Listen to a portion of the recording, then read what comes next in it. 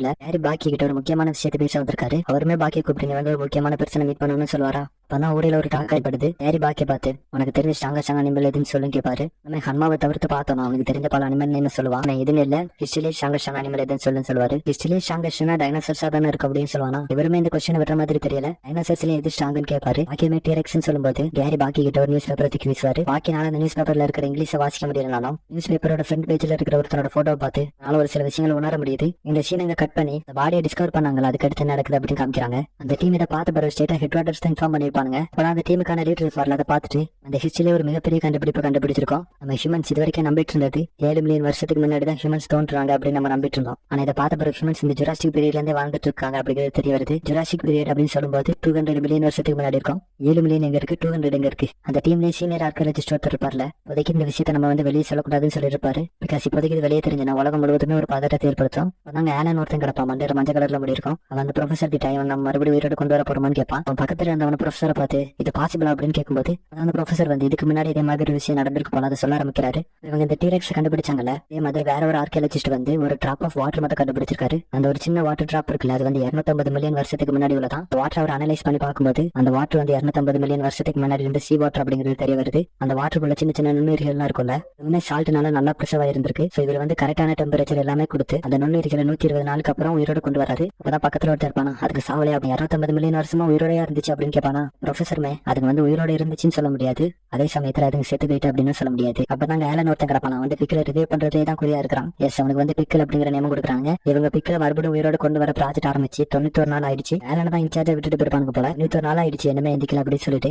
இந்த ப்ராஜெக்ட் வந்து ஃபெயிலியர் தான் அப்படின்னு சொல்லிட்டு போயிட்டு இருப்பான். இவன் பிக்கல கண்டு நம்ம மேகசின் படிச்சுட்டு இருப்பான். அப்பதான் ஏதாவது சாப்பிட்டா நல்லா இருக்குன்னு தோணும். சடனா வந்து ஸ்ட்ரைக் ஆகுது, நம்ம கூட உள்ளதான டீரெக்ஸோட பாடி இருக்குது, அதை எடுத்து சாப்பிட்டா ஹியூமன் ஹிஸ்டரியிலே நான் டீரெக்ஸ் சாப்பிட்ட முதலா இருப்பேன் அப்படின்னு சொல்லிட்டு டீரெக்ஸ் இருக்கக்கூடிய குடோனுக்கே போயிருவான். அதே சமயத்துல இந்த ப்ரொஃபசர் வந்து என்னென்ன மாதிரியான பொருளை சாப்பிட்டு உயிர் வாழ்ந்துட்டு இருந்திருக்கா அப்படிங்கறது ரிசர்ச் பண்ணிட்டு இருப்பாரா. அப்பதான் டீரெக்ஸோட ஃபிளஷ் இவனோட வயிற்றுல இருக்கிற ஃபிளஷ் ஒத்து போகுது. ஒரு தலையில கைய வச்சுட்டு இவ்வளவு நேரம் டீரெக்ஸ் தான் இவனை வேட்டையாட வந்துட்டு இருந்திருக்கும் அப்படின்னு நினைச்சிட்டு இருந்திருப்பாரு. இவன் தான் டீரெக்ஸ் வேட்டையாடி சாப்பிட்டுருக்கான்னு தெரிய வர இவன் டீரெக்ஸ்ல இருந்து ஒரு சின்ன பாட்டை வெட்டிட்டு வந்துட்டு ஸ்டேக் செஞ்சு சாப்பிட ரெடி ஆயிட்டு இருக்கேன். ஸ்மெல் வந்து லேப் வரைக்கும் போக ஆரம்பிக்குது. டீரெக்ஸோட ஃபிளஷ் ஸ்மெல் இருக்குல்ல, அதை அடிச்ச உடனே இவனுமே அந்த இடத்துல முடிக்க ஆரம்பிக்கிறான். இது எதுவுமே தெரியாத வாங்க சாப்பிட்டு இருக்கேன். நம்ம டீரெக்ஸோட கறி ஸ்மெல் அடிக்கிற பாதையை நோக்கி போயிட்டு இருக்கேன். சாப்பிட்டு இருக்கும்போது பின்னாடி டிஸ்டர்ப் பண்ற மாதிரி தண்ணி தட்டுற சவுண்ட் கேட்குமா. உயிரோட வந்து அதை பார்த்து சந்தோஷப்படுவான். பார்த்தா ஏன்னா நாங்க அவ்வளவு கஷ்டப்பட்டு ரிசர்ச் பண்ணிட்டு இருந்தோம், முடிக்கவே இல்லை. டீரெக்ஸோட கதையை சொத்தோண்டு பிச்சுட்டு வந்ததுக்காக முடிச்சு வந்துட்டானே அப்படின்னு சொல்லி முடிச்சிட்டு இருக்கும்போது அங்க இருந்து டீரெக்ஸோட கறி எடுத்து மட்டும் சாப்பிட்டுட்டு மோந்து பார்க்க ஆரம்பிச்சிருவான். ஐயோ கொண்டு வாங்க அப்படின்னு சொல்லி அவன் பயந்துட்டு இருக்கும்போது நம்ம பண்ணாம பிக்கலாம் திரும்பி போயிருவானா. அப்பாடா நம்ம தப்பிச்சிட்டோம் அப்படின்னு சொல்லி வச்சுட்டு இருப்பான். அவனுக்கு கொஞ்ச நேரம் கதை ஸ்ட்ரைக் ஆகுது. ஒருவேளை நம்ம டேஸ்ட் நல்லா இருக்க மாட்டோம் நினைச்சிட்டு போயிட்டானோ. அவன் கையை வச்சுட்டு சும்மா இருக்க வேண்டியது பக்கத்துல இருந்து டிராயர்ல இருந்து கண் எடுத்துட்டு பிக்கில நோக்கி சுட்டு டெஸ்ட் பண்ணி பாத்துலாம் அப்படின்னு வச்சுட்டு போனா. பிக்கில் இவனை பார்த்து திடீர்னு கோவப்பட்டு அட்டாக் பண்ண வர ஆரம்பிக்கிறான். அவன் பிக்கில் இல்ல நெல்லுன்னு சொல்லி பார்ப்பான். ஆனா அவனுக்கு என்ன புரியவா போகுது. பிக்கில் எங்க சுடணும் அப்படின்னு சொல்லி வச்சுட்டு அவன் மிருகத்தெல்லாம் பார்த்தா கீழே தட்டுவாங்க.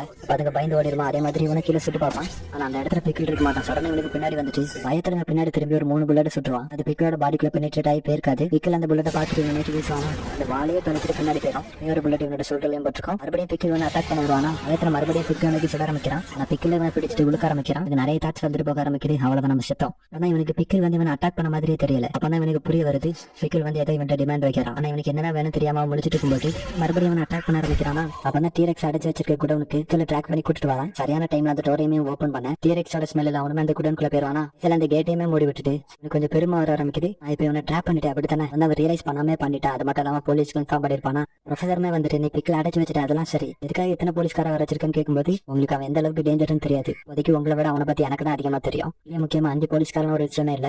நான் அவனோட பாடியில சுடும்போது அந்த 5 புல்லட்டுமே வெளியே தெரிச்சு வந்துட்டு தெரியுமா. ப்ரொஃபசர் மேன் இந்த போலீஸ் கூப்பிட்டதுல பிரச்சனை இல்லடா. அப்பதான் இன்ஸ்பெக்டர் ஒருத்தர் வருவாரா. அவர் வந்து நம்ம ப்ரொஃபசர் இருக்கார்ல, அவரை பார்த்து நீங்க யாரு அப்படின்னு சொல்லி கேட்கும்போது அவருமே அவரோட நேம் சொல்லும்போது வந்து ஒரு நோபல் லிட்டரேச்சர் அப்படித்தானே, உங்களை பார்த்ததுல எனக்கு ஒரு மிகப்பெரிய சந்தோஷம். அது மட்டும் இல்லாம நான் உங்களை இங்க மீட் பண்ணுவேன்னு எதிர்பார்க்கல அப்படின்னு சொல்லிட்டு இருப்பான். ப்ரொஃபசர் வந்து அந்த இன்ஸ்பெக்டர் கிட்ட உங்களால இவனை தடுக்க முடியாது, சீக்கிரம் ஆர்மி வர சொல்லுங்கன்னு சொல்லுவாரு. இன்ஸ்பெக்டருக்கு வந்து இந்த விஷயத்தோட சீரியஸ்னஸ் புரியவே இல்லை. அது என்ன கிங் கங்கா இல்ல மேபி அவனுக்கு ஸ்டெமினாவும் ஸ்ட்ரென்த் கூட இருக்கலாம், வேலை கண்ட்ரோல் பண்ண முடியாது அப்படின்னு தெரிய வரும்போது நாங்க ஆர்மியை கூப்பிட்டு வர சொல்லிடுவாரு. இதெல்லாம் சொல்லிட்டு இருக்கும்போது பின்னாடி செலுத்த உடச்சிட்டு பிக்கி வருவான். இந்த ஸ்பீட்ல அங்க இருந்த போலீஸ்கார்ல இருந்து எல்லாத்தையுமே அடிச்சு நெருக்க ஆரம்பிச்சிருவானா. அந்த இன்சார்ஜ் ஹெட் குவார்டர்ஸ் கால் பண்ணி ஆர்மி வர சொல்லிருங்கிறான்னு சொல்லிடுவாரு. ஆர்மி வந்து நெக்ஸ்ட் டைம் மார்னிங் வந்துட்டு தான் இருக்காங்க. அவனுக்கு எப்படி வர சொல்லியிருக்காருன்னா வீட்டுல பவர் பிளான்ட் வந்து அட்டாக் பண்ணிட்டாருன்னு சொல்லி ரிப்போர்ட் பண்ணிருக்காங்க. நீங்க போய் சொல்லி இருந்தாலும் பிரச்சனை எந்த அளவுக்கு சீரியஸான விஷயம் தெரியுது. ப்ரொஃபசர் நீங்க அவனை கொல்லக்கூடாது. பிகாஸ் எந்த ஹியூமன் ரேஸுக்குமே கிடைச்ச ஒரு ட்ரெஷர் அப்படிங்கிறது அவன் தான். அப்பதான் ஆர்மி வந்து ஒரு வித்தியாசமான வெப்பன் இறக்குறாங்க. ஏன்னா இப்போதைக்கு பிக்ல வந்து அட்டாக் பண்ண முடியாது, எந்த ஒரு ஹார்மும் பண்ணாம தானே பிடிச்சாகணும். அவதார் 1 எல்லாம் பாத்துட்டீங்களா, அந்த மாதிரியான ஒரு ரோபோட் அனுப்பிவிட அதனால ஆர்மி இந்த ரோபோட்டை வந்து ஒரே பஞ்சில் பிச்சு போட்டுவான். பிக்கில் இவங்களால தடுக்க முடியும்னு சொல்லிட்டு ஸ்பெஷல் ஃபோர்ஸ் அவரை சொல்லியிருக்காங்க. அந்த ஸ்பெஷல் ஃபோர்ஸ்ல தான் கேரியுமே வந்திருப்பாரா. எல்லாருமே அவனை வயலண்டா எப்படி கேப்சர் பண்ணணும் அப்படின்னு யோசிச்சுட்டு இருந்தாங்க.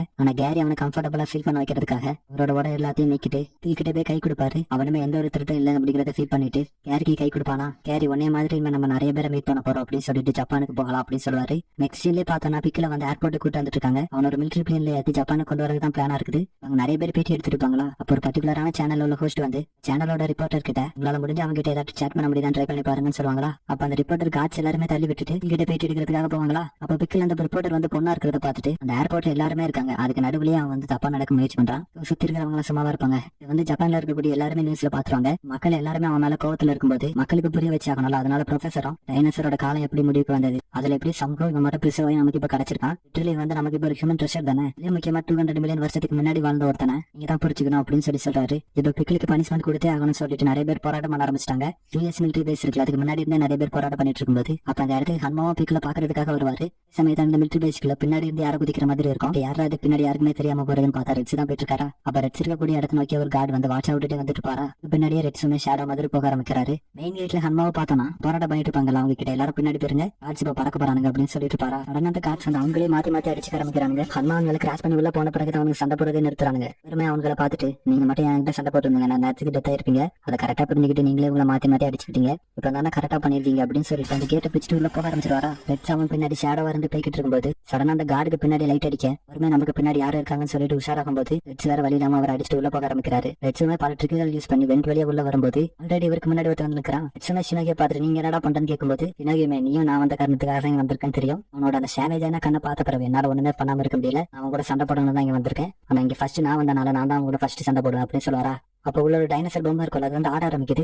உள்ள என்னடா நடக்குதுன்னு யோசிச்சுட்டு இருக்கும்போது அந்த டைனோசர் பொம்மையை உடைச்சிட்டு உள்ள இருந்து டெப்போ வருவாரா. உங்க டைலாக்ல ஒரு சின்ன திருத்தம், நீங்க ஃபர்ஸ்ட் இல்ல நான் தான் ஃபர்ஸ்ட் சொல்லாரு. அதான் ஒவ்வொருத்தனும் வர ஆரம்பிக்கிறாங்க. அங்க என்ன தண்ணிக்குள்ள இருந்து ஜாக் எந்திக்கிறான், முன்னாடி சுகத்தை உடைச்சிட்டு காட்சி உள்ள வரான் இபுக்காவா அப்படின்னு சொல்லிட்டு எல்லாருமே அந்த இடத்துல கேதர் ஆக. இப்ப இவங்க எல்லாருமே யார் இவங்க கூட சண்டை போடுறது முடிவு பண்றதுக்கு முன்னாடி இப்ப என்ன பண்றா அப்படின்னு பாக்கும்போது இங்க இவ்வளவு பெரிய கமர்ஷன் நடந்துட்டு இருக்கு. ஆனா எதுவுமே தெரியாம உள்ள உட்காந்துட்டு இருப்பான். ஜாக் அந்த மரத்தை எட்டி மிதிச்சு பிக்கில் எழுப்பி விட்டுருவான். அதனால அந்த இடத்துக்கு ஹன்மா வந்துருவாரா. ஹன்மா எப்பவுமே வந்த உடனே சும்மா இருக்க மாட்டார்ல. கேவலமான குரூப்ல உள்ள எல்லாருமே இங்க என்ன பண்ணிட்டு இருக்கீங்கன்னு சொல்லும்போது ஆச்சு யாரை பார்த்து கேவலமான குரூப்னு சொல்றேன், இப்படி இருக்கிறனாலதான் அவங்க கூட யாருமே வரதுக்கு விருப்பப்பட மாட்டேங்கிறாங்க, இவனோட அப்பன் கூட உங்ககிட்ட வர மாட்டேங்கிறான் அப்படின்னு சொல்லும்போது காட்சி கோவத்துல ஹன்மா வடிக்க போவான். கிக் பண்ண கால இருந்து சூழ்நிலை கழட்டி விட்டுட்டு முக்கில போய் ஏதாவது விளையாண்டுட்டு வழியில நிற்காது அப்படி சொல்லும்போது பிக்கில் அடைச்சு வச்சிருந்த செல்லுக்குள்ள அம்மா வந்து அவரோட பாடியை புஷ் பண்ணி உள்ள போக ஆரம்பிக்கிறாரு.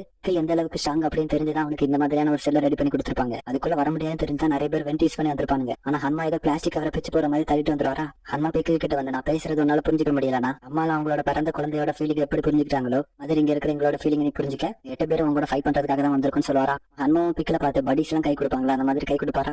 கை வச்ச உடனே அவனுக்கு வந்து ஒரு ஃபீலிங் வருது. ஃப்ரெண்ட்ல வந்து ஒரு மிகப்பெரிய டீரெக்ஸ் இருக்கிற மாதிரி இந்த மாதிரியோட ஃபீலிங் வந்த உடனே அவனை எக்ஸைட் ஆக ஆரம்பிக்கிறான். ஆனா ஹன்மா அவரோட கையை வச்சு அவனை ஸ்லிப் பண்ணி விட்டுருவாரு. இதை பார்த்து சுத்தி இருக்கிற எல்லாருமே சண்டை போட ரெடி ஆயிட்டு இருக்கும்போது இவங்க கூட சண்டை போடுறதும் டீரெக்ஸ் கூட சண்டை போடுறதும் ஒண்ணுதான். கூட சண்டை போட்டு யார் அவங்களோட பீக் அட்டைன் பண்ணிருக்கான்னு பார்க்கணும் ஆசையில இருக்கும்போது மிலிட்டரி வந்து அந்த பில்டிங் ஃபுல்லாவே சரௌண்டிங் பண்ணிட்டு ஹன்மா யூஜர் வெளியே வந்திருக்கு அப்படின்னு சொல்லி அனௌன்ஸ்மெண்ட் பண்ணிட்டு இருக்காங்க. ஹன்மா வெளியே வந்த உடனே எல்லாரும் சேர்ந்து கேப்சர் பண்ண போறாங்கன்னு பார்த்தா நீங்க உங்களோட என்ஜாய்மெண்ட்ல இருக்கும்போது உங்களை பாதர் பண்றதுக்கு மன்னிக்கணும். இதை ஹன்மா கேட்டுட்டு யாருமே இவ்வளவு போலிட்டு அரெஸ்ட் பண்ணி பார்த்ததே கிடையாதுன்னு சொல்றாரா. கமாண்டர் எங்களுடைய சார்மிக்கு உங்களை அரெஸ்ட் பண்ற அளவுக்கான எபிலிட்டி கிடையாது. அந்த கமாண்டர் ஹன்மாவை பார்த்து ஒரு ரெக்வெஸ்ட் வைக்கிறாரு.